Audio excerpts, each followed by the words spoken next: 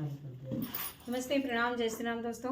मैं वैष्णवी आप सभी का स्वागत वंदन अभिनंदन करती हूँ। एक बहुत प्यारा सा गीत लाए हैं जो कि जितिया माई का हाँ थोड़ा कमरा नीचे और जितिया माई का जितिया व्रत का सोहर गीत है। गीत कैसा लगेगा कमेंट कीजिएगा। दूसरा वाला पीठ और कमेंट करके जरूर बताइएगा। कहना है पीतर पथ कई माहिनावा जितिया माई के दिनावा हो सासू हमारा उजियारा सई जितिया हम पूजबै जितिया हम पूजबै हो सासू हमारा उजियारा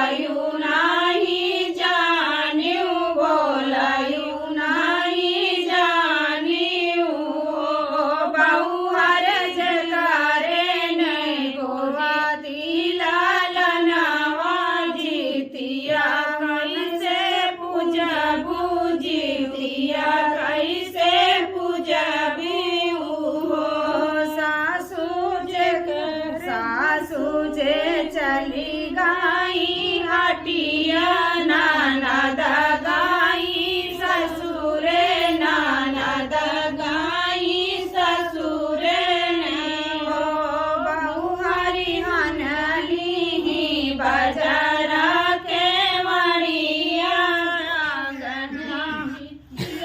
पूजैया गने जितिया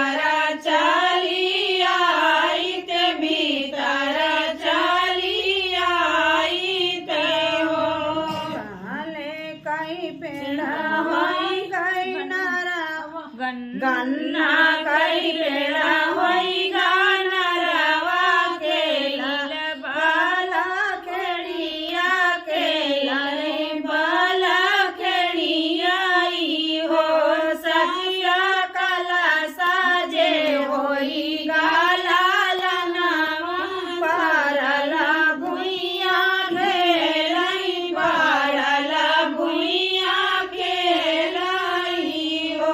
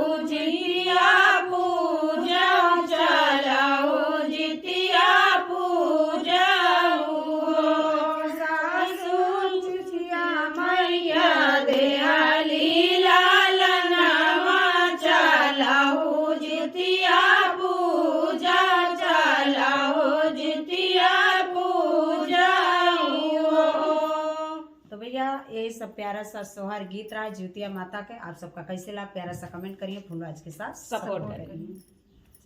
बंद कर दूँ।